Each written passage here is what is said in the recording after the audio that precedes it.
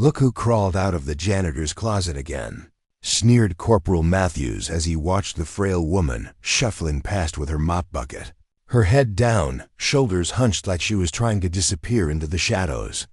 "Maybe if we're lucky, she'll actually clean something properly for once, instead of just moving dirt around." The other Marines erupted in laughter, their voices echoing off the concrete walls of the mess hall. But 3 hours later, when the emergency broadcast system screamed to life and chaos erupted throughout the compound, a different voice cut through the static with ice-cold precision. "Command, this is Ghost Viper. Target acquired. Permission to engage." The entire base fell silent, and suddenly, nobody was laughing anymore. Before we jump back in, tell us where you're tuning in from. And if this story touches you, make sure you're subscribed, because tomorrow, I've saved something extra special for you. Camp Ridgefield stretched across the Arizona mountains like a concrete scar against the desert landscape, its perimeter bristling with surveillance towers, motion detectors, and enough razor wire to fence off a small country. This wasn't just any military installation. It was a joint operations training facility where the Army's most elite units came to prepare for missions that didn't officially exist. The kind of place where careers were made or destroyed, where weakness meant death, and where respect had to be earned through blood, sweat, and proven valor under fire. Every morning at precisely 5:30, as the desert sun began to paint the mountains in shades of gold and crimson, a solitary figure would emerge from the civilian quarters and make her way toward the main complex. She moved like a ghost through the early morning mist, her footsteps barely audible on the asphalt pathways that crisscrossed the base. Her uniform was simple faded gray coveralls that had seen better days, worn work boots that squeaked slightly with each step, and a baseball cap pulled low over her eyes. She carried herself with the hunched posture of someone who had learned long ago that invisibility was safer than attention. Her name was Elena Vasquez, though most people at Camp Ridgefield didn't bother learning it. To them, she was just the cleaning lady or that woman with the mop. At 38 years old, she stood barely 5 feet 2 inches tall, with calloused hands that spoke of decades of manual labor and dark eyes that seemed to absorb everything while revealing nothing. Her black hair was always pulled back in, a simple ponytail, practical and unremarkable. She had the kind of face that people forgot the moment they looked away, plain, weathered, utterly forgettable. Elena's official job title was Custodial Services Specialist, Level 1, which meant she was responsible for cleaning the barracks, mess halls, administrative buildings, and training facilities. She had a basic security clearance that allowed her access to most areas of the base, but only during designated hours and always under the watchful eye of the military police. Her employment record showed she had been hired 18 months ago through a civilian contractor with previous experience at various military installations across the Southwest. Nothing remarkable, nothing that would make anyone look twice. But it was the way she moved through the base that should have caught someone's attention. If anyone had been paying attention, Elena didn't walk like a custodian. She moved with the subtle, efficient grace of someone who had been trained to navigate dangerous territory without being detected. Her routes through the base seemed random to casual observers, but they followed a pattern that would have been familiar to anyone with tactical training, a systematic sweep that covered every entrance, every blind spot, every potential point of vulnerability. The Marines and soldiers at Camp Ridgefield treated Elena like she was invisible, which was exactly what she wanted. They would talk freely around her, discussing classified operations, personal problems, and security protocols, as if she wasn't there. To them, she was just part of the furniture, a necessary annoyance that kept their living spaces clean while they focused on the important business of being warriors. "Jesus, does that woman ever speak?" complained Private Henderson one Tuesday morning as Elena quietly mopped the floor around their table in the mess hall. "I've been here 6 months, and I don't think I've ever heard her say more than 2 words. Why would she need to talk? Laughed Sergeant Torres, not bothering to lower his voice. Her job is to clean, not to chat. Besides, most of these contractor people barely speak English anyway. Elena continued her work methodically, her expression never changing, her movements steady and unhurried. She had perfected the art of being simultaneously present and invisible, of hearing everything while appearing to notice nothing. It was a skill that had kept her alive in places where being noticed meant being dead. The base's daily rhythm was as predictable as clockwork. Morning reveille at 600 hours, followed by PT chow, and the beginning of the training schedule that would continue until evening. Elena would arrive before most of the soldiers were awake, beginning her cleaning rounds in the administrative building where the officers had their offices, and the communications center hummed with activity 24 hours a day.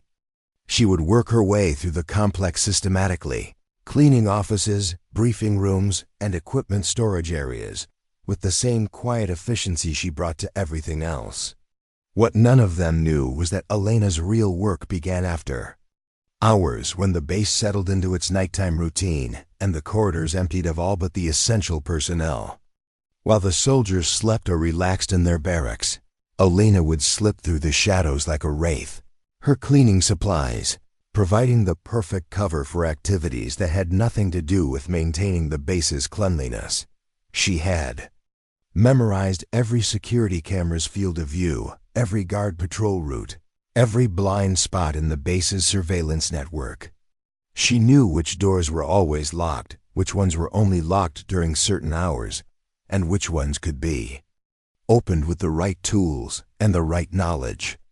She had cataloged every piece of equipment, every weapon, every classified document that passed through the base, building a mental map of camp, Ridgefield's capabilities and vulnerabilities that would have impressed even the most seasoned intelligence analyst.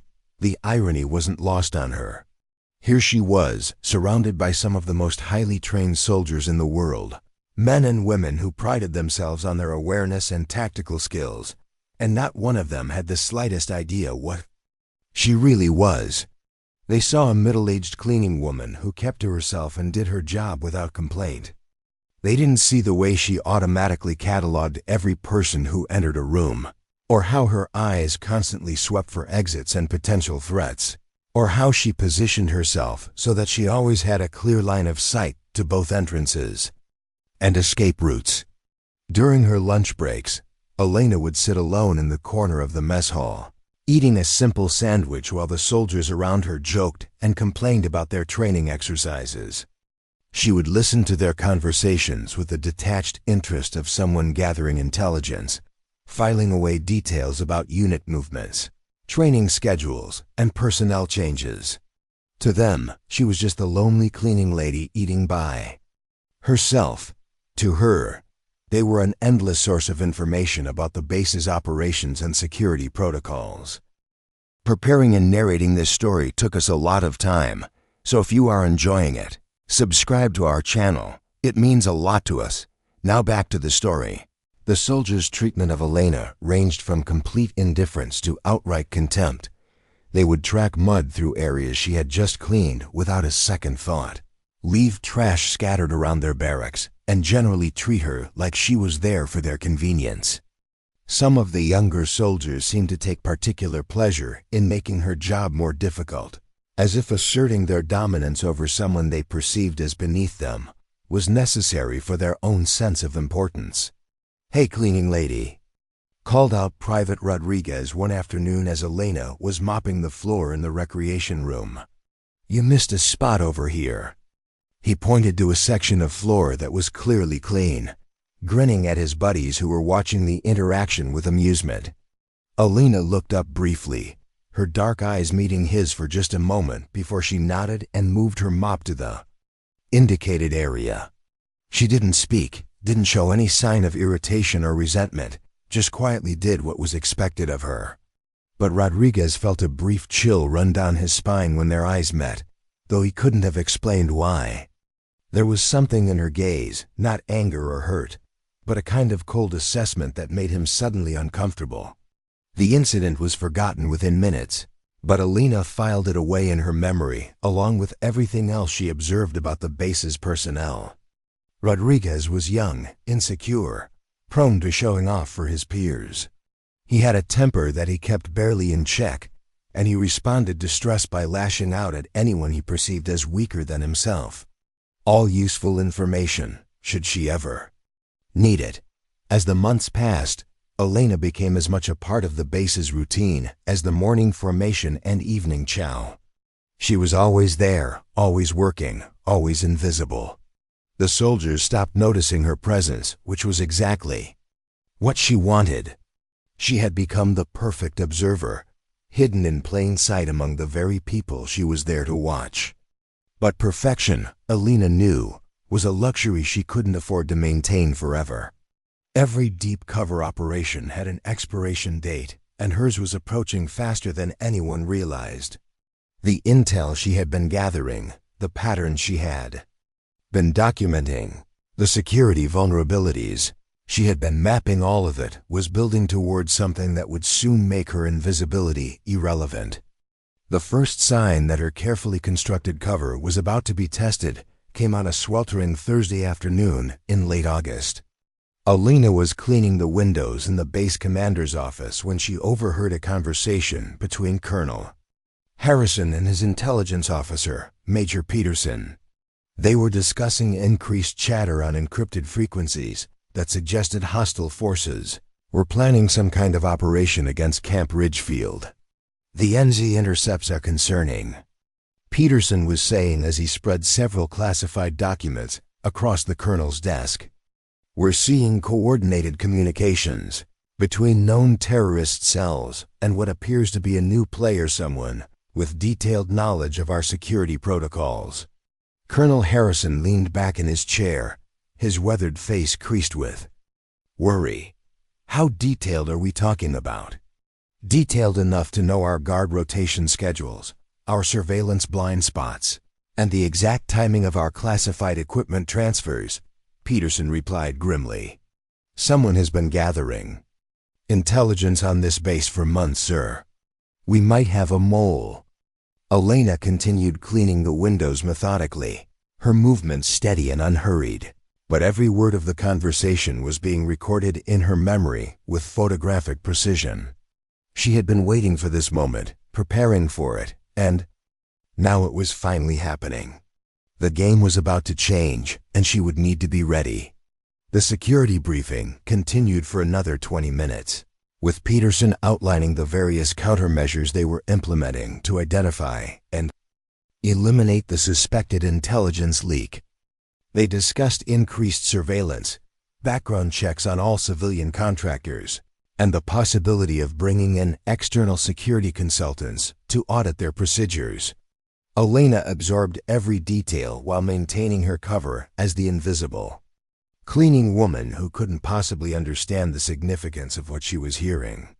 When the meeting ended and the officers left the room, Alina finished her work and moved on to her next assignment, but her mind was already racing ahead to the implications of what she had learned.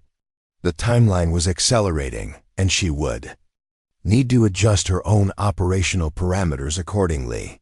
The comfortable routine of the past 18 months was about to be shattered, and when it happened, Elena Vasquez, the cleaning lady, would disappear forever. That evening, as she made her way back to her quarters in the civilian housing area, Elena allowed herself a moment of reflection on the strange turns her life had taken. Once upon a time, she had been someone else entirely, someone whose name appeared on classified rosters and whose skills were legendary among a very select group of people. She had been a ghost in the shadows, a phantom who could eliminate targets with surgical precision and vanish without a trace. But that person had supposedly died years ago in a classified operation that had gone catastrophically wrong, leaving behind only redacted files and whispered rumors. Now, as she unlocked the door to her small, spartanly furnished apartment, Elena wondered how much longer she could maintain this carefully constructed fiction. The young soldiers who mocked her, the officers who ignored her, the entire base full of people who saw her as nothing more than a custodial worker. None of them had any idea that they were living and working alongside one of the most dangerous women in the world. But danger, Alina reflected as she prepared for what might be her last night as an invisible cleaning lady, had a way of revealing itself when people least expected it. And when it did, Camp Ridgefield was going to learn that sometimes the most unassuming person in the room was the one you should fear the most. The radio crackled to life at exactly 0347 hours, cutting through the pre-dawn darkness with a message that would change everything. All units, we have multiple hostile contacts approaching the perimeter. This is not a drill. Repeat, this is not a drill. Elena was already awake, already dressed, already moving toward the window of her quarters to assess the situation. She had been expecting this moment, planning for it, preparing for the inevitable confrontation that would finally strip away her carefully maintained disguise. As she watched the base's emergency lighting system activate and listened to the sounds of soldiers rushing to their defensive positions, she allowed herself a cold smile. The game was about to begin, and Ghost Viper was ready to play. The emergency sirens wailed across Camp Ridgefield like banshees in the desert night, their piercing cry cutting through the darkness and jolting every soul on the base into immediate alertness. Alina stood at her window, watching the organized chaos unfold below as soldiers poured out of their barracks in various states of readiness, some still pulling on their gear while others sprinted toward their assigned defensive positions. The base's emergency lighting system bathed everything in an eerie red glow, casting long shadows between the buildings and creating a hellscape of moving figures and shouted commands. From her vantage point in the civilian quarters, Alina could see the entire compound spread out before her like a tactical map. The motor pool where armored vehicles were being rapidly deployed. The communication center where officers were coordinating. The response. The perimeter towers where snipers were taking their positions. She watched it all with the detached interest of a professional analyst, noting response times, identifying coordination gaps, and cataloging the base's defensive capabilities with the same methodical precision she brought to everything else. The official story, broadcast over the base's internal communication system, was that multiple unidentified aircraft had violated Camp Ridgefield's airspace and were approaching from the northeast. Radar had detected at least 6 targets moving in formation at low altitude, using terrain masking to avoid detection until they were already dangerously close to the base perimeter. The base commander had immediately elevated the threat level to DEFCON 2 and activated all emergency protocols. But Alina knew better. She had been monitoring encrypted communications for weeks, picking up fragments of chatter that suggested something much more sophisticated than a simple air incursion. The hostile forces approaching Camp Ridgefield weren't just conducting a probing attack or attempting to gather intelligence. They were executing a carefully planned operation designed to test the base's defenses and identify weaknesses that could be exploited in a future assault.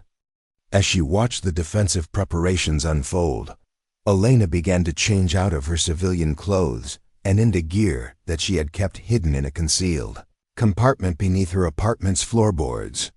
The transformation was remarkable. Gone was the hunched posture and submissive demeanor of the cleaning lady, replaced by the fluid, efficient movements of someone who had done this countless times before. She strapped on body armor that was lighter and more advanced than anything the regular soldiers were wearing, checked the action on a customized rifle that had been carefully maintained despite months of concealment, and activated communication equipment that would allow her to monitor multiple frequencies simultaneously. The first explosion came at 0352 hours, a distant rumble that shook the windows and sent a pillar of orange flame climbing into the pre-dawn sky. Elena's trained ear identified it immediately, a mortar round, probably 120 millimeters, impacting somewhere near the vehicle maintenance facility. It was followed by 2 more explosions in quick succession, each one closer to the main compound, and each one more precisely targeted than the last.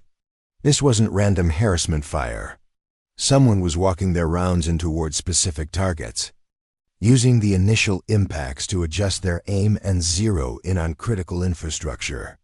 Alina watched the pattern of explosions with growing respect for whoever was coordinating the attack. They knew exactly what they were doing, and they had obviously studied Camp Ridgefield's layout with the same attention to detail that she had. The base's defensive response was swift and professional, but Alina could see the signs of confusion and uncertainty that the attackers were hoping to exploit. Communication channels were becoming cluttered with overlapping reports and contradictory orders. Units were being dispatched to respond to threats that turned out to be diversions, while the real attack developed elsewhere. The carefully rehearsed defensive plans were beginning to break down under the pressure of facing an enemy who seemed to know their every move. At 0355 hours, Alina's monitoring equipment picked up a transmission on a frequency that wasn't supposed to exist. The voice was electronically distorted, but the message was crystal clear. Phase 1 complete. All units converge on primary target. Viper protocol is now in effect. Alina felt a chill run down her spine that had nothing to do with the desert night air. Viper protocol was a code phrase that only a very select group of people should have known, and most of those people were supposed to be dead. The fact that someone was using it here, now in an attack on Camp Ridgefield, meant that her carefully constructed cover was about to be blown in the most dramatic way possible. She activated her own communication equipment and began scanning through the military frequencies, listening to the chaos and confusion as the base's defenders struggled to coordinate their response. What she heard confirmed her worst fears. The attacking force wasn't just well informed about the base's layout and defenses. They were actively jamming communications and feeding false information into the command structure. Someone with intimate knowledge of military protocols was conducting an electronic warfare campaign that was systematically dismantling Camp Ridgefield's ability to defend itself. The second wave of attacks began at 0358 hours, and this time the targets were chosen with surgical precision. The main communications tower went down in a shower of sparks and twisted metal, instantly cutting off the base's ability to contact the outside world. The primary generator facility was hit moments later, plunging half the compound into darkness and forcing the emergency backup systems to kick in. Then came the fuel depot, the ammunition storage bunkers, and the vehicle maintenance facility, each target carefully selected to maximize disruption while minimizing the base's ability to respond effectively. Alina watched the destruction unfold with the detached professionalism of someone who had seen this kind of coordinated assault before. The attackers were using classic special operations tactic: strike fast, hit hard, and create maximum chaos in minimum time. But there was something else, something that made her blood run cold as she recognized the signature of techniques that she had helped develop years ago in operations that were still classified at the highest levels. At 0401 hours, her worst fears were confirmed. A new voice came over the compromised communication channel, and this time there was no electronic distortion to hide the speaker's identity. It was a voice she knew, a voice that belonged to someone who was supposed to be dead. Someone who had been her partner in operations that had taken them into the darkest corners of the world.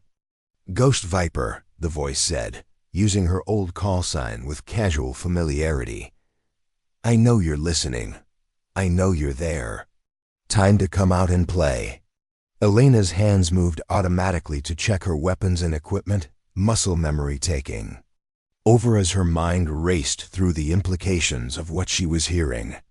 Marcus Kane, her former partner and the only person who had ever truly understood the depths of her capabilities, was not only alive but apparently leading the assault on Camp Ridgefield. The man she had mourned, the partner she had trusted with. Her life was now her enemy. The official story was that Marcus had been killed in action during their last mission together, a classified operation in Eastern Europe that had gone catastrophically wrong. Elena had been the sole survivor, barely escaping with her life and carrying the weight of her partner's death for years afterward. The guilt and trauma had supposedly driven her to seek a quiet life away from the world of covert operations, leading eventually to her cover identity as a cleaning lady at Camp Ridgefield. But if Marcus was alive, if he had somehow survived that disastrous mission, then everything Elena thought she knew about her past was a lie. And if he was now leading an attack on the base where she was stationed, it meant that her carefully maintained cover had been compromised from the very beginning. The third wave of attacks began at 0404 hours, but this time the targets were different. Instead of infrastructure and equipment, the attackers were now focusing on personnel. Snipers had taken positions in the hills surrounding the base and were systematically eliminating anyone who tried to coordinate the defensive response. Base commander's aide was cut down as he ran between buildings carrying orders. The communications officer was killed at his post as he tried to re-establish contact with higher headquarters. One by one, the key personnel responsible for organizing the defense were being eliminated with surgical precision. Elena watched the carnage unfold with growing horror as she realized that the attackers weren't just trying to capture or destroy Camp Ridgefield, they were trying to flush her out. Every target they selected, every position they attacked, every person they eliminated was chosen to force her to abandon her cover and reveal herself. Marcus knew her too well, knew that she wouldn't be able to stand by and watch innocent people die when she had the skills to stop it. The psychological pressure was enormous. Elena had spent 18 months building relationships with the people on this base, even if those relationships were superficial and based on her false identity. She had watched these soldiers train, had listened to their conversations, had seen them struggle with the same fears and doubts that plague everyone in the military. They might have treated her with contempt and dismissed her as irrelevant, but they were still human beings who deserved better than to be slaughtered by someone who was using them as pawns in a larger game. At 0407 hours, Elena made her decision. She activated her communication equipment and began broadcasting on the emergency frequency, her voice cutting through the chaos with the authority of someone who had commanded respect in the most dangerous situations imaginable. All units, this is Ghost Viper. I am assuming tactical command of defensive operations. Acknowledge. The response was immediate and confused. Voices flooded the channel, demanding to know who was speaking and by what authority she was giving orders. Elena ignored the questions and began issuing instructions with the crisp efficiency of someone who had done this many times before. Sniper teams, you have hostiles in the hills at bearings 045, 127, and 230. Adjust fire and engage. Mortar crews, counter battery fire on coordinates. I am transmitting now. All infantry units, establish defensive perimeter around the command bunker and prepare for ground assault. The soldiers on the base had no idea who Ghost Viper was or why they should follow her orders, but there was something in her voice that commanded instant obedience. She spoke with the confidence of someone who understood the tactical situation better than anyone else on the base, and her instructions were so precise and well coordinated that even the most skeptical officers found themselves following her commands. Elena's transformation was complete. Gone was the submissive cleaning lady who had spent months being ignored and dismissed. In her place stood a combat veteran, whose skills had been honed in operations that existed only in classified files and whispered legends. She moved through the base with the fluid grace of a predator, her every action calculated and precise, her awareness of the tactical situation so complete that she seemed to anticipate threats before they materialized. The first test of her leadership came when a team of hostile infiltrators attempted to breach the perimeter near the communications center.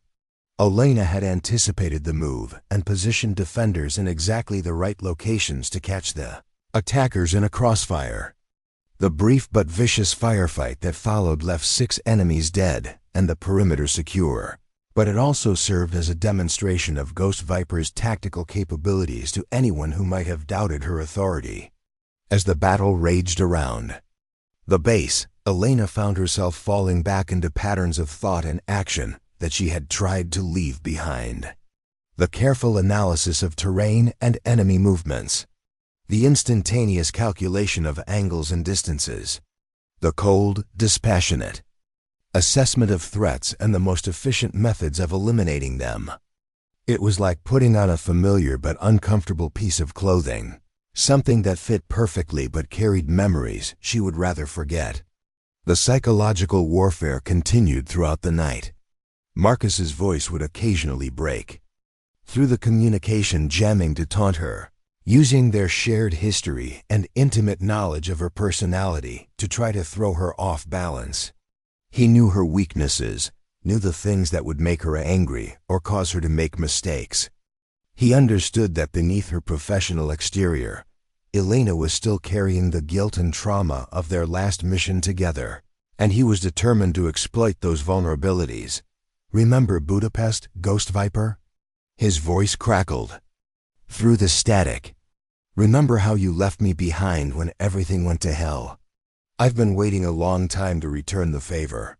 Elena forced herself to ignore the taunts and focus on the tactical situation. She couldn't afford to let personal history interfere with her responsibility to protect the people under her command. Whatever had happened between her and Marcus in the past, whatever mistakes had been made or betrayals committed, the immediate priority was stopping the attack on Camp Ridgefield and keeping as many people alive as possible.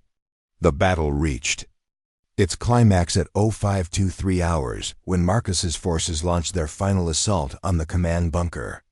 They came from 3 directions simultaneously, using advanced night vision equipment and coordinated fire support to punch through the defensive perimeter. Elena found herself in the position she had been dreading, face to face with her former partner in a confrontation that would determine not just the fate of Camp Ridgefield, but the resolution of a conflict that had been building for years. The soldiers around her had no idea of the personal history between Ghost Viper and the man leading the attack against them. To them, she was simply the mysterious voice that had taken command of their defense and somehow managed to hold off a superior force through superior tactics and leadership. They didn't know that the battle they were fighting was as much about the past as it was about the present, or that the outcome would determine whether Elena Vasquez could finally put her demons to rest. As the sun began to rise over the Arizona desert, painting the smoke-filled sky in shades of orange and red, Elena prepared for the final confrontation that would determine her fate and the fate of everyone she had sworn to protect. The cleaning lady was gone forever, replaced by the ghost she had tried so hard to leave behind. Whether that ghost would prove to be salvation or damnation remained to be seen. But one thing was certain: Camp Ridgefield would never be the same again. The radio crackled one final time as Marcus's voice cut through the chaos. "Ghost Viper, target confirmed. Let's finish what we started in Budapest." Elena's response was calm and professional, betraying none of the turmoil she felt inside. Ghost Viper acknowledged, engaging target. All units maintain defensive positions and prepare for final assault. The game was about to reach its conclusion, and only one of them would walk away alive. The first rays of dawn painted the smoke-filled sky in brilliant shades of amber and crimson as Elena moved through the compound with the deadly grace of a predator stalking its prey. Her cleaning lady disguise had been completely abandoned, replaced by tactical gear that transformed her from an invisible custodian into something far more dangerous. The soldiers around her watched in stunned silence as this woman they had dismissed and mocked for months orchestrated a defense that was systematically dismantling a superior attacking force. Colonel Harrison emerged from the command bunker, his face a mask of confusion and disbelief as he tried to process what he was witnessing. The voice that had taken control of his base's defense belonged to someone he had never seen before. Yet she moved through his facility with the confidence of someone who knew every corridor, every blind spot, every tactical advantage the compound offered. When he finally caught sight of Elena, now fully equipped and coordinating defensive positions with military precision, his first instinct was to demand explanations. "Who the hell are you?" Harrison barked, his command authority reasserting itself even in the chaos of battle. "By what authority are you giving orders to my personnel?" Elena turned to face him, and for the first time in 18 months, she made direct eye contact with a superior officer.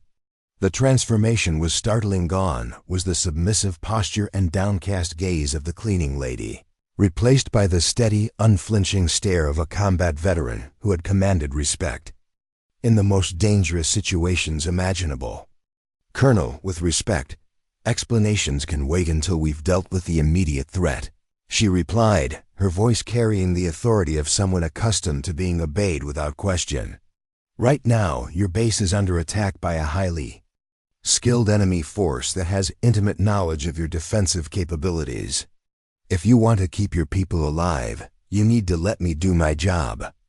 Before Harrison could respond, another series of explosions rocked the compound as Marcus's forces launched their final assault. The attack came from 3 directions simultaneously, with precision that spoke of extensive reconnaissance and planning. Elena's tactical display, jury-rigged from equipment she had kept hidden in her quarters, showed the enemy positions with startling clarity.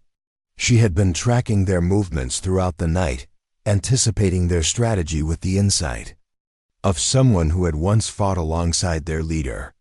Sniper teams, adjust fire to grid coordinates 127.4 by 0897. Elena commanded through her headset, her voice calm and professional despite the chaos erupting around them. Mortar crews, walking barrage starting at the tree line and moving inward 50 meters per minute. Infantry squads, prepare for close quarters combat in sectors 7 and 12. The soldiers followed her orders without hesitation, their initial confusion overwhelmed by the effectiveness of her tactical coordination. Under her guidance, the base's defenders were no longer reacting to enemy moves, but anticipating them, turning what had been a desperate scramble for survival into a calculated counteroffensive. Marcus's voice crackled through the communication system, his tone shifting from taunting confidence to grudging respect. "I have to admit, Elena, you've improved since Budapest. But you're still fighting the same old war with the same old tactics.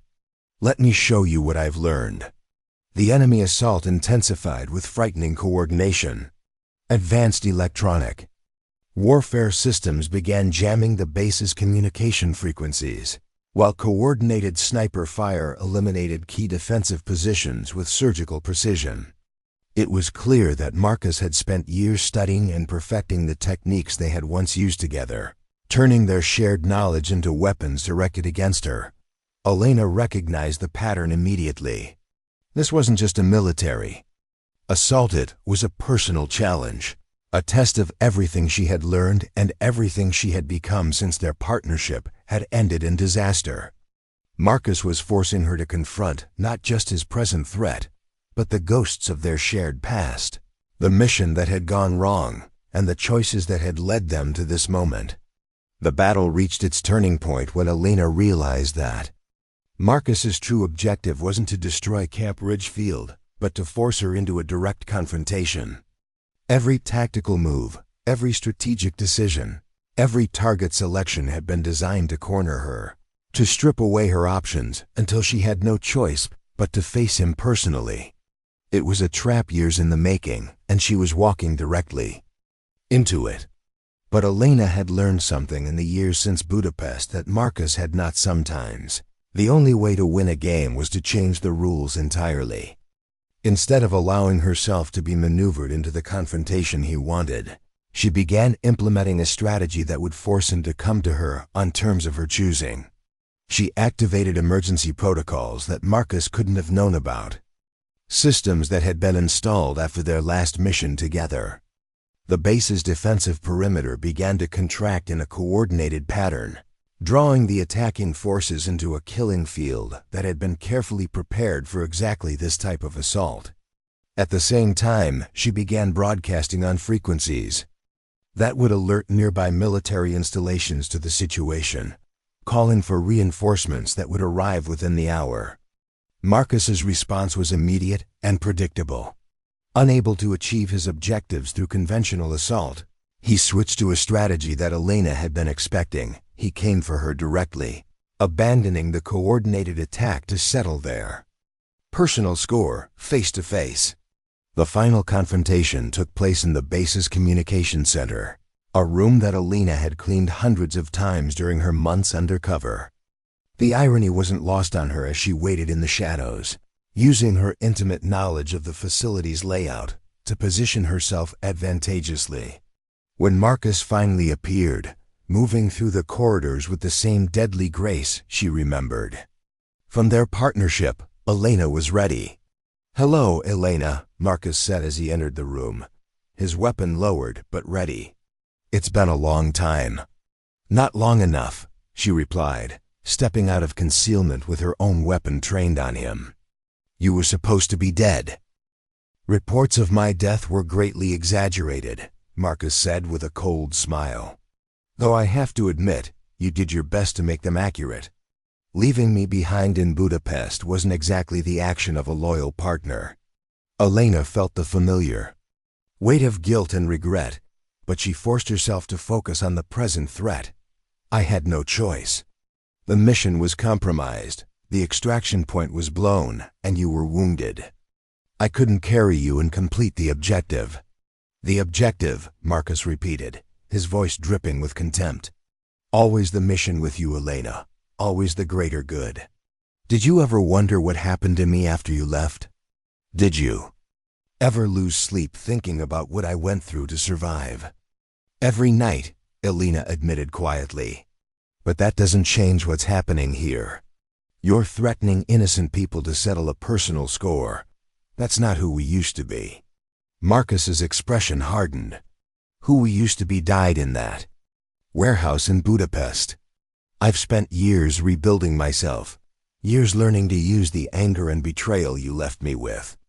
And now I'm going to show you what that education cost." The fight that followed was unlike anything the soldiers at Camp Ridgefield had ever witnessed. It was a battle between two people who knew each other's every move, every strength, every weakness. They moved through the communication center like deadly dancers, each anticipating the other's actions with the precision that came from years of shared experience.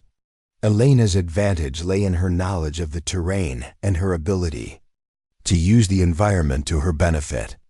She had spent months studying every corner of this room, every piece of equipment, every potential weapon or obstacle. Marcus's strength was his rage, his determination to settle a score that had been festering for years. The battle was decided, not by superior skill or better equipment, but by the fundamental difference in their motivations. Marcus was fighting for revenge, for the satisfaction of proving that he had been wronged, and that Elena would pay for her choices. Elena was fighting for the lives of the people she had sworn to protect, for the soldiers who had dismissed her, but who deserved better than to become casualties in a personal war. When the final moment came, when Marcus had been disarmed and defeated, Elena stood over her former partner with a mixture of sadness and relief. The ghost that had haunted her for years was finally being laid to rest, but the cost had been higher than she had ever imagined. "You could have been so much more," she said quietly, her weapon still trained on him. "We both could have been." Marcus looked up at her with eyes that held no trace of the man she had once trusted with her life. "I became exactly what you made me," he replied. "The only difference is that I'm honest about it." Elena's response was cut short by the arrival of Colonel Harrison and a squad of soldiers who had been tracking the sounds of combat. They entered the communication center to find Elena standing over the defeated leader of the attacking force. Her weapon lowered, but her stance still alert and ready. "Ghost Viper," Harrison said, using her call sign with a mixture of respect and confusion. "I think it's time for those explanations you mentioned." Elena looked around the room at the soldiers who had gathered, seeing their faces properly for the first time in months. These were the same people who had mocked her, ignored her, treated her like she was invisible. Now they were looking at her with a mixture of awe, respect, and uncertainty that she found deeply uncomfortable. "My name is Elena Vasquez," she began, her voice steady despite the emotional toll of the confrontation. "For the past 18 months, I've been working undercover at this base as part of a classified operation to identify and eliminate security threats. The man you see here is Marcus Kane, my former partner and the leader of a terrorist cell that has been targeting military installations across the Southwest." The explanation continued for several minutes, with Elena providing a sanitized version of the events that had led to her assignment at Camp Ridgefield. She couldn't tell them about the full scope of her background, about the classified operations she had participated in, or about the real reason she had been placed at their base. But she could give them enough of the truth to help them understand what had just happened. When she finished, the room fell silent. The soldiers around her were processing the revelation that the cleaning lady they had dismissed and mocked for months was actually an elite operative who had been protecting them without their knowledge. The irony was not lost on any of them. Private Rodriguez, the young soldier who had taken particular pleasure in making Elena's job difficult, stepped forward with an expression of shame and embarrassment. "Ma'am, we didn't know. I'm sorry for how we treated you." Elena looked at him with something approaching kindness. "You treated me exactly as I intended to be treated. That was the point of the cover identity. You have nothing to apologize for." But even as she spoke the words, Elena knew that everything had changed. Her carefully constructed life at Camp Ridgefield was over, destroyed by the confrontation she had spent months trying to avoid. The ghost of her past had finally caught up with her, and now she would have to face the consequences of choices made years ago in a warehouse in Budapest. Over the following days, as the base returned to normal operations and the investigation into the attack began, Elena found herself in a strange liminal space between her old identity and her new one. She was no longer the invisible cleaning lady, but she wasn't quite ready to resume her role as Ghost Viper either. The soldiers treated her with a mixture of respect and uncertainty, unsure how to relate to someone who had been both beneath their notice and far above their security clearance. The official reports of the incident were classified at the highest levels, with most of the details redacted or omitted entirely. The story that emerged for public consumption was that Camp Ridgefield had successfully repelled a terrorist attack through the heroic actions of its personnel and the timely intervention of a classified security asset. Elena's role was acknowledged but not detailed, her identity protected by the same bureaucratic machinery that had originally placed her at the base. But for the people who had been there, who had witnessed the transformation of the quiet cleaning lady into the deadly operative who had saved their lives, the memory would remain vivid forever. They had learned a lesson about assumptions and appearances, about the danger of judging people by their surface characteristics rather than their true capabilities. Elena requested a transfer within a week of the incident, citing the compromise of her cover identity and the need to establish a new operational framework. The request was approved without question, and arrangements were made for her to assume a new identity at a different location.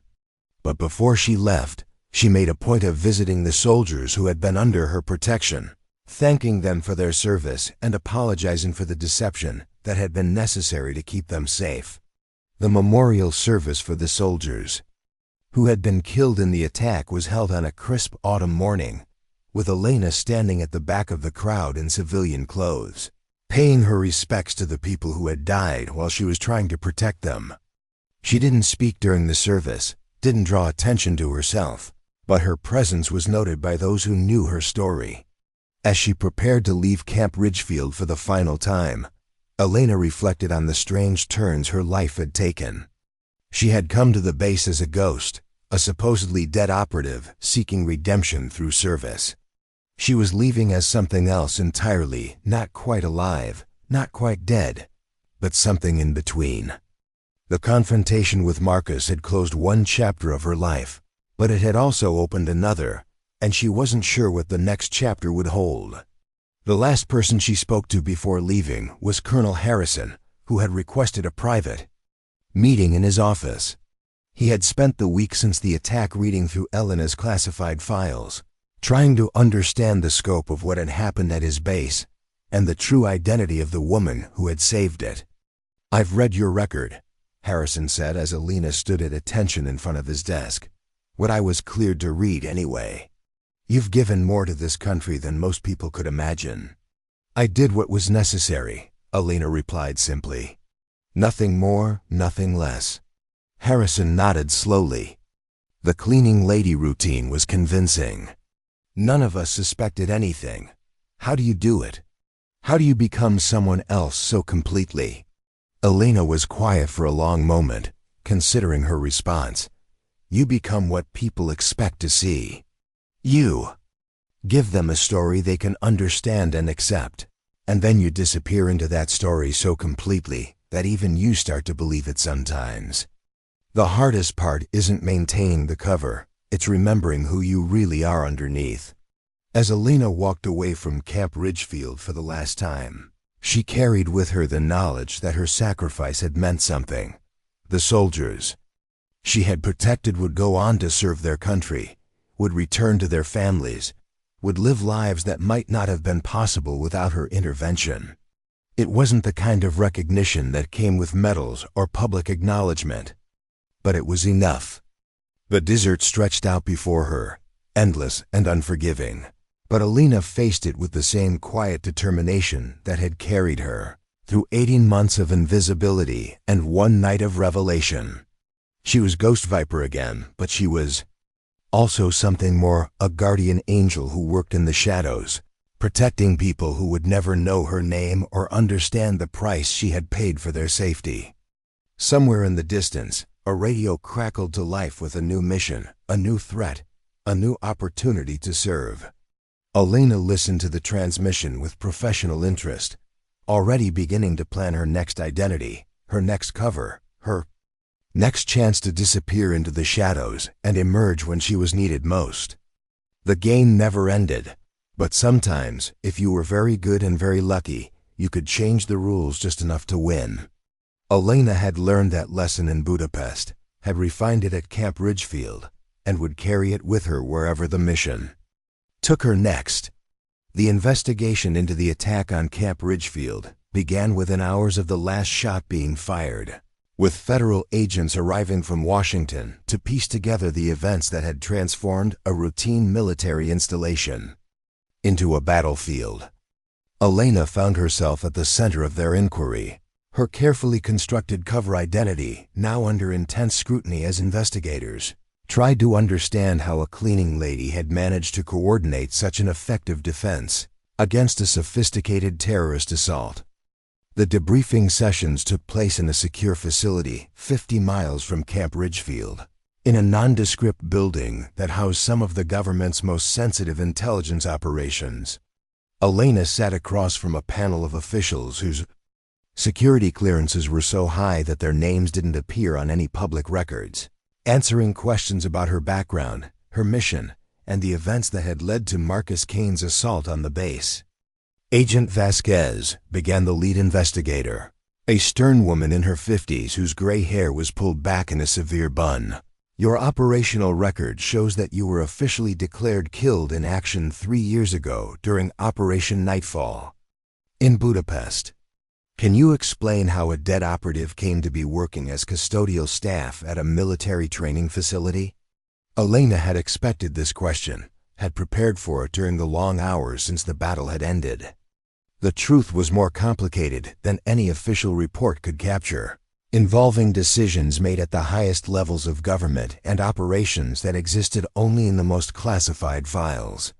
But she could provide enough information to satisfy their immediate concerns without compromising ongoing missions or revealing sources and methods that were still active. The Budapest operation was compromised from the beginning. Elena replied, her voice steady despite the weight of the memories she was discussing. Our intelligence was flawed, our extraction plan was blown, and we walked into a trap that should have killed both Marcus Kane and myself. I survived because I made a choice to prioritize the mission over my partner's life. That choice haunted me for years afterward. The investigators listened intently as Elena described the aftermath of the failed mission, the months of psychological evaluation and rehabilitation that had followed, and the decision to give her a new identity and a chance to serve her country in a different capacity. The Elena Vasquez who had worked at Camp Ridgefield was real, but she was also a carefully constructed persona designed to allow a supposedly dead operative to continue her work without the baggage of her previous identity. The cleaning lady cover was perfect, Elena continued, her voice taking on a note of professional pride. It provided access to every part of the base, allowed me to observe personnel and operations without arousing suspicion, and gave me the mobility I needed to investigate potential security threats. Most importantly, it made me invisible to the very people I was there to protect. The investigation revealed the scope of Marcus Kane's operation, which had been years in the making, and involved a network of contacts that stretched across multiple continents. He had used his supposed death to disappear into the criminal underworld, building a terrorist organization that specialized in attacking military installations and government facilities. His assault on Camp Ridgefield had been both a test of his capabilities and a personal vendetta against the woman he blamed for his transformation from loyal operative to international terrorist. As the details of the conspiracy emerged, Elena found herself grappling with the realization that her actions in Budapest had set in motion a chain of events that had ultimately led to the deaths of innocent people. The soldiers who had died defending Camp Ridgefield were casualties not just of Marcus's hatred, but of choices she had made years earlier in a moment of crisis and desperation. The psychological evaluation that followed was more intensive than anything Elena had experienced before. Military psychiatrists probed every aspect of her mental state, looking for signs of trauma, instability, or compromised loyalty that might affect her ability to continue serving in sensitive positions. She submitted to their questions with the same professional detachment she brought to everything else, but inside she was struggling with doubts and guilt that threatened to overwhelm her carefully maintained composure. "Agent Vasquez," said Dr. Sarah Chun, the lead psychiatrist assigned to her case, "your psychological profile shows someone who has been carrying an enormous burden of guilt and responsibility for years. The events at Camp Ridgefield seem to have brought that burden to a crisis point. How are you coping with the knowledge that your past actions contributed to the deaths of the soldiers you were trying to protect?" Elena was quiet for a long moment, staring out the window at the desert landscape that stretched endlessly toward the horizon. When she finally spoke, her voice was barely above a whisper. "I've been asking myself that question every day since the attack. I told myself that I was protecting those soldiers, that my presence at the base was keeping them safe. But the truth is that I brought danger to them. My past, my choices, my inability to let go of what happened in Budapest, all of that made them targets." Dr. Chun nodded sympathetically. Survivor's guilt is a common response to traumatic events, especially among military personnel who have lost comrades in combat. But in your case, the situation is more complex because your survival came at the cost of abandoning a partner who later became a threat to innocent people. That's a burden that few people could carry without significant psychological impact. The therapy sessions continued for weeks, with Elena slowly working through the layers of guilt, anger, and regret that had accumulated over years of suppressed emotion. She talked about the moment in Budapest when she had made the choice to leave Marcus behind, about the months of wondering whether she could have done something different, about the way that decision had shaped every aspect of her life since then. But she also talked about the soldiers at Camp Ridgefield, about the way they had treated her and the way she had come to care about them, despite their dismissive attitudes. She described the satisfaction she had felt when she was able to protect them, the sense of purpose that came from using her skills to keep innocent people safe, and the devastating realization that her presence had ultimately put them in greater danger. "I became so focused on redemption," Elena said during one particularly difficult session, "that I lost sight of the bigger picture. I thought that if I could just serve quietly, if I could protect people without them ever knowing what I had done, then somehow I could balance the scales. But you can't undo the past by hiding from it." The investigation into the attack revealed that Marcus had been planning his assault on Camp Ridgefield for over a year, using a network of contacts and informants to gather intelligence about the base's operations and personnel. He had known about Elena's presence there from the beginning, had been watching her and waiting for the right moment to strike. The attack itself had been secondary to his desire for revenge against the woman who had left him to die in Budapest. As the full scope of the conspiracy became clear, Elena found herself facing the choice that would determine the course of her future. The government was offering her a chance to continue her covert work, to assume a new identity and take on missions that would allow her to serve her country while remaining officially dead. But they were also making it clear that her psychological state and the compromise of her cover identity raised serious questions about her continued effectiveness as an operative. "You've given everything to this country," said Director William Hayes, the senior intelligence official who had overseen Elena's career for the past decade. "Your service record is exemplary, your skills are unmatched, and your loyalty has never been questioned. But the events at Camp Ridgefield have changed the equation. Your cover identity is blown. Your psychological profile shows significant stress markers, and your presence seems to attract the kind of attention that puts innocent people at risk." Elena listened to his words with the same professional detachment she had maintained throughout the investigation, but inside she was struggling with the implications of what he was saying. Her entire adult life had been defined by service to her country, by the willingness to sacrifice everything for the mission and the greater good. The possibility that she might no longer be able to serve effectively was more terrifying than any physical threat she had ever faced. "What are my options?" she asked, her voice steady despite the turmoil she felt inside. Director Hayes leaned back in his chair, his expression grave. "You could take a desk job, work in intelligence analysis or training. Your knowledge and experience would be valuable in those roles. Or you could accept full retirement with all the benefits and protections that come with your service record. Either way, your days as a field operative are over." The decision weighed heavily on Elena as she considered her future. She had spent so many years defining herself by her ability to operate in the shadows, to serve without recognition or acknowledgement, that the thought of a conventional life seemed almost impossible to imagine. But she also recognized that the events at Camp Ridgefield had changed her in fundamental ways, that the person who had walked into that base 18 months ago was not the same person who had walked out. The memorial service for the soldiers who had died in the attack was held on a gray October morning, with Elena standing at the back of the crowd in civilian clothes, paying her respects to the people who had lost their lives while she was trying to protect them.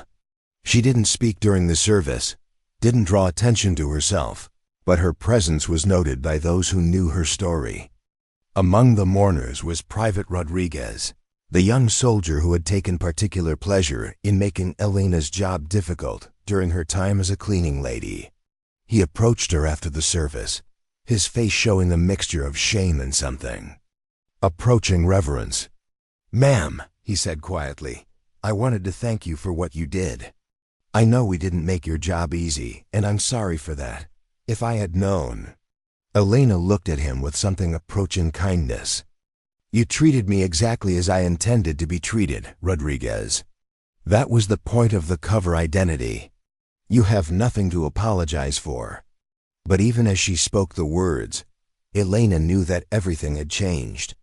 The relationships she had built at Camp Ridgefield, superficial as they might have been, had given her something she hadn't realized she was missing: a sense of connection to the people she was protecting. For the first time in years, her work had felt personal rather than merely professional. The conversation with Rodriguez continued for several minutes, with the young soldier asking questions about her background and her motivations.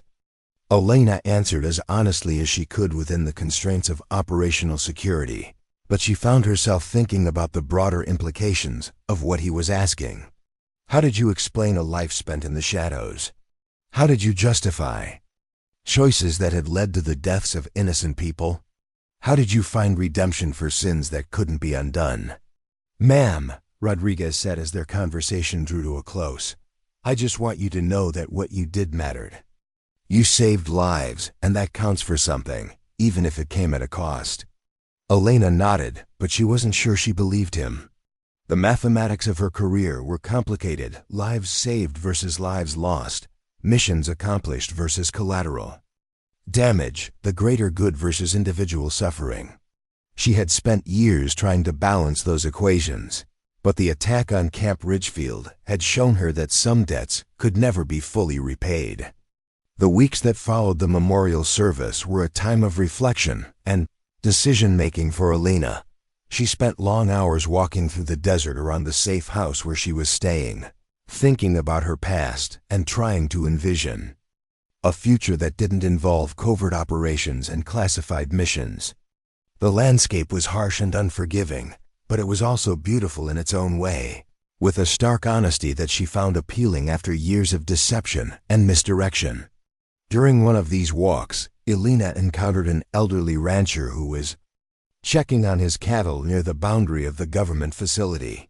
He was weathered and practical, with the kind of straightforward manner that came from a lifetime of honest work.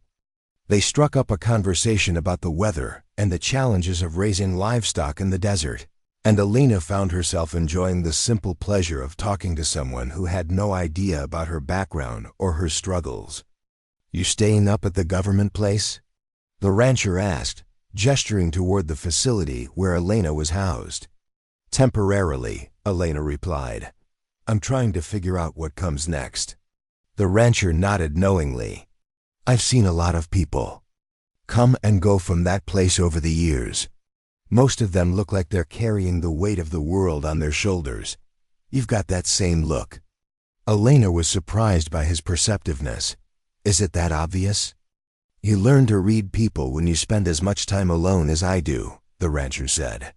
"The thing is, whatever you're carrying, it's not going to get lighter by itself. You either find a way to put it down, or you find a way to carry it differently." The conversation stayed with Elena long after she returned to the safe house. The rancher's simple wisdom had captured something that all the psychological evaluations and intelligence debriefings had missed: the need to find a way to live with the choices she had made, rather than being crushed by them. That night, Elena made her decision.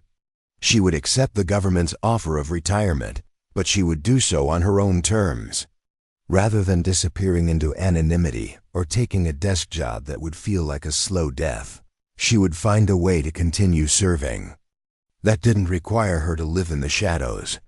She would become someone new, not another carefully constructed cover identity, but a genuine person who could build real relationships and make a positive difference in the world. The transition from Elena Vasquez to Elena Martinez was more complex than any cover identity she had ever assumed, because this time she was trying to become herself rather than someone else. She moved to a small town in New Mexico, where she used her technical skills and security knowledge to start a consulting business that helped small businesses and local organizations protect themselves from cyber threats and physical security risks. The work was satisfying in ways that her covert operations had never been. She was helping people openly, using her real name and building genuine relationships with her clients.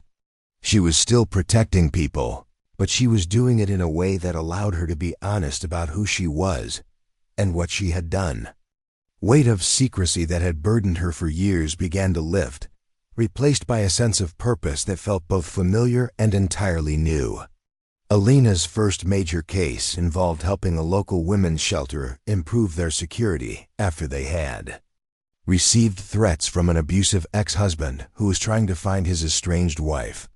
The work required all of Elena's skills: threat assessment, security planning, and the kind of tactical thinking that had made her an effective operative. But it also required something more: the ability to work with people who were afraid and vulnerable, to provide not just security, but reassurance and hope. The case was resolved successfully, with the threatener arrested and the women's shelter equipped with security measures that would protect the vulnerable people who sought refuge there. But what stayed with Elena was the gratitude of the people she had helped, the knowledge that her skills had been used to protect people who had nowhere else to turn. As her consulting business grew, Elena found herself taking on a variety of cases that allowed her to use different aspects of her background and training. She helped a small bank improve their security procedures after a series of attempted robberies. She worked with a local school district to develop emergency response plans that would protect students and staff in case of an active shooter situation. She even helped a group of military veterans who were struggling with PTSD to develop coping strategies based on her own experiences with trauma and recovery. Each case was different, but they all shared a common thread: the opportunity to use her skills to help people in ways that were open, honest, and directly beneficial. Elena found herself sleeping better at night, no longer haunted by the weight of secrets and the fear that her past would catch up with her. She was still the same person who had made difficult choices in Budapest and who had spent months undercover at Camp Ridgefield, but she was also someone who had found a way to transform her experiences into something positive and constructive. The first anniversary of the attack on Camp Ridgefield passed quietly, with Elena marking the date by visiting the graves of the soldiers who had died in the assault. She brought flowers and spent time at each grave, remembering the people they had been and the sacrifice they had made. It was a ritual that would become annual, a way of honoring the dead and acknowledging the role her past had played in their deaths. But the anniversary also marked a new beginning for Elena. She had spent the year building a new life, creating genuine relationships, and finding ways to serve that didn't require her to hide in the shadows. She was still Elena Vasquez, the woman who had made impossible choices and carried the weight of those decisions. But she was also Elena Martinez, a security consultant who helped protect vulnerable people and who had found a way to live with her past while building a better future. As she stood in the cemetery that day, Elena reflected on the journey that had brought her to this point. She had been a ghost for so long, officially dead but still serving, invisible but still protecting. The events at Camp Ridgefield had forced her to confront the contradictions of that existence and to make a choice about who she wanted to be going forward. The choice she had made was to live authentically, to use her skills and experience in ways that were honest and open, and to find redemption not through hiding from her past, but by using it to build something better. It wasn't the kind of dramatic transformation that would make headlines or inspire movies, but it was real and it was hers. Elena's phone buzzed with a text message from one of her clients, a woman who ran a nonprofit organization that provided services to homeless veterans. There had been some threatening graffiti found on the building that morning, and she was asking for Elena's help in assessing the threat and improving the organization's security. Elena smiled as she read the message, recognizing the familiar mix of concern and determination that drove people to seek her help.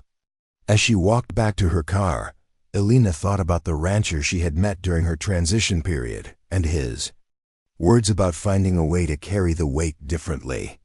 She was still carrying the burden of her past, but she had found a way to transform that burden into something useful and positive. The guilt and regret were still there, but they were balanced now by the satisfaction of work that made her real. difference in people's lives. The sun was setting over the New Mexico desert as Elena drove back to her office, painting the sky in brilliant shades of orange and purple. She had calls to return, reports to write, and plans to make for the security assessment she would be conducting the next morning. It was the kind of routine, productive work that she had never imagined she would find fulfilling, but it had become the foundation of a life that felt both meaningful and authentic. Elena Martinez was no longer Ghost Viper, the legendary operative, who had served in the shadows and disappeared without a trace. But she was still protecting people, still making a difference, still serving in her own way. The transformation was complete, but the mission continued, just in a form that allowed her to sleep peacefully at night and to build relationships that weren't based on deception or necessity. The radio in her car crackled to life with the news. Report about increased security measures at military installations across the country. A reminder that the world was still a dangerous place and that there were still people working in the shadows to keep others safe. Elena listened to the report with professional interest, but she felt no longing to return to that life. She had found her place, her purpose, and her peace in the sunlight rather than the shadows. As she pulled into her office parking lot, Elena saw a group of veterans from the nonprofit organization she had helped, sharing a meal and conversation outside the building. They waved to her as she passed, their faces showing the kind of genuine warmth that comes from real friendship and mutual respect. Elena waved back, feeling a sense of connection and belonging that had been missing from her life for years. The transformation from Ghost Viper to Elena Martinez was complete, but it was also ongoing. Every day brought new challenges, new opportunities to help people, and new ways to use her skills and experience for positive purposes. She was no longer a ghost haunting the margins of society, but a real person living an authentic life in the bright light of day. The mission had changed, but the commitment to service remained the same. Elena had found a way to honor her past, while building a better future, to carry the weight of her choices while still moving forward, and to transform the skills that had made her a deadly operative into tools for protection and healing. It was a different kind of victory than she had ever achieved in her covert career, but it was perhaps the most important one of all. 3 years had passed since Elena Martinez had established her security consulting firm in the small New Mexico town of Esperanza, and her reputation had grown beyond what she had ever imagined possible. Word of mouth traveled fast in small communities, and her unique combination of technical expertise, tactical knowledge, and genuine care for her clients had made her the go-to person for anyone dealing with security concerns in the region.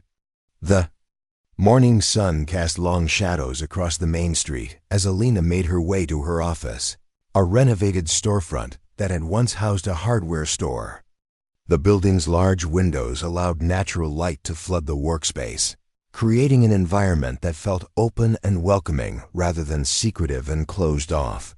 It was a deliberate choice, part of her commitment to transparency and authenticity in her new life.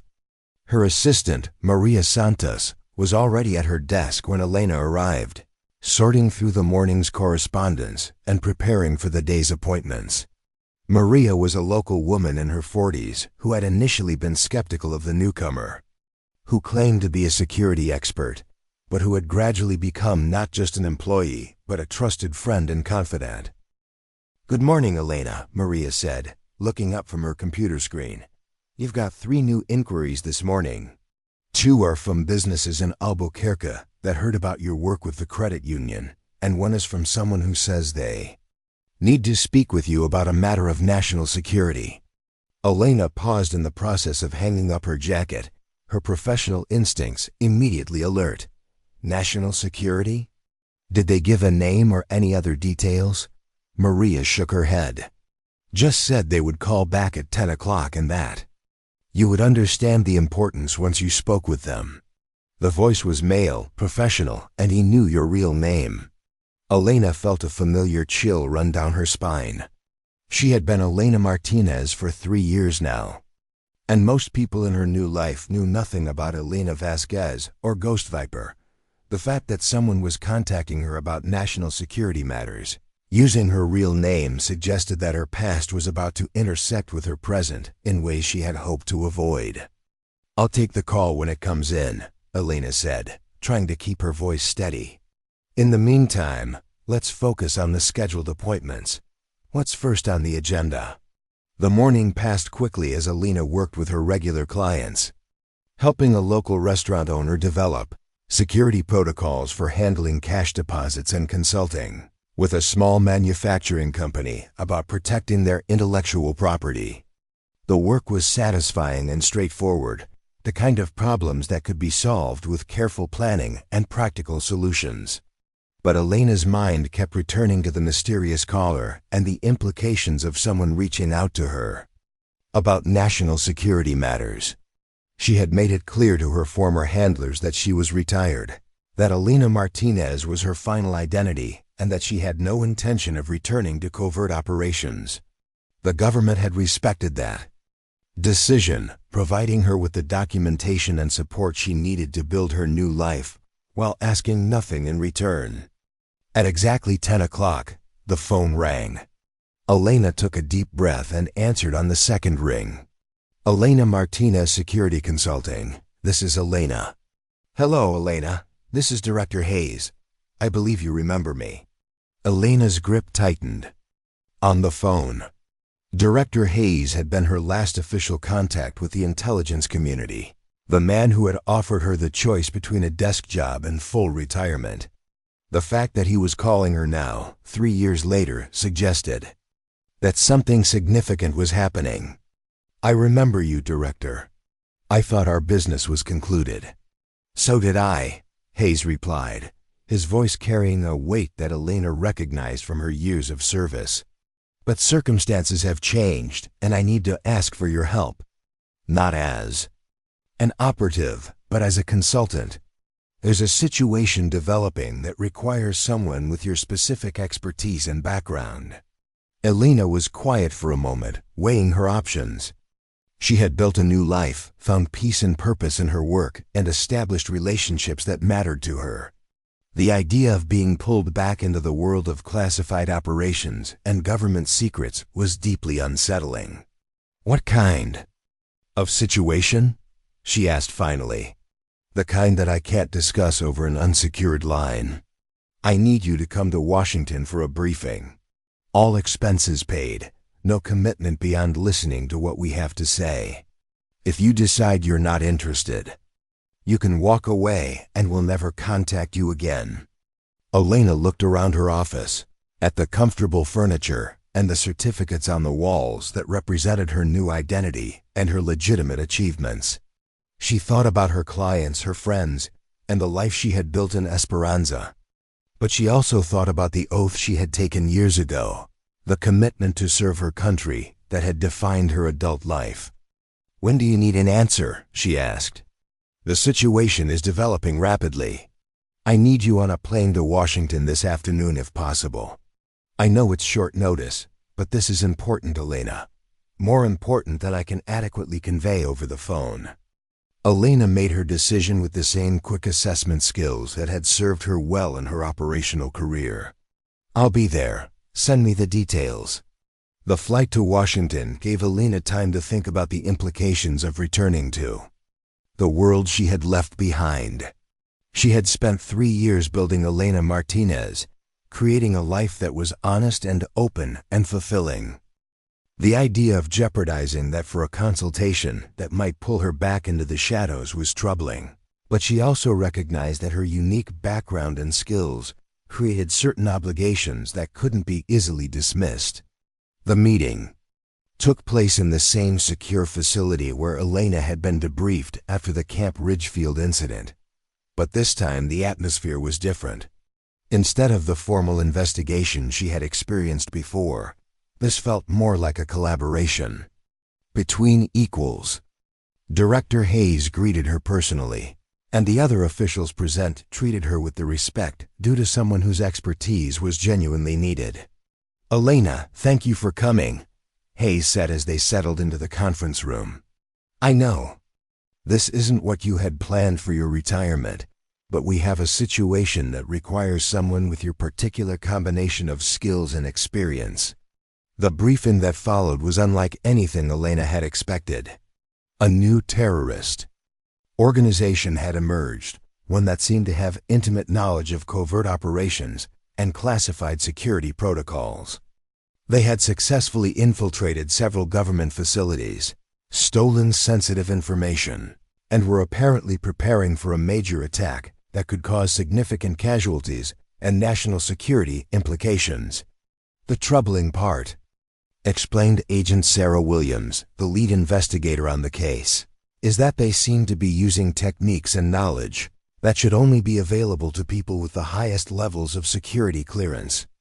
We're looking at the possibility of a rogue operative, someone with your level of training and experience who has gone to the other side. Elena studied the intelligence reports and surveillance photos that were spread across the conference table. The patterns were familiar, the techniques recognizable, but there was something else that made her blood run cold. The operational signature, the way the attacks were planned and executed, reminded her of someone she had hoped never to encounter again. Have you considered the possibility that this isn't a rogue operative, but someone who was presumed dead? Elena asked, her voice carefully controlled. Director Hayes leaned forward. What are you thinking?